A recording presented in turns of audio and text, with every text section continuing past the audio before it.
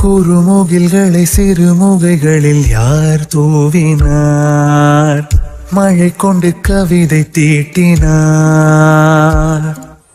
இளம் பிறையின இதழிடையினில் யார் சூட்டினார்? சிரித்திடும் சிலையை காட்டினார். எறும்புகள் சுமந்து போகுதே சர்க்கரை பாறை ஒன்றினை, இருதயம் சுமந்து போகுதே இனிக்கிற காதல் ஒன்றினை.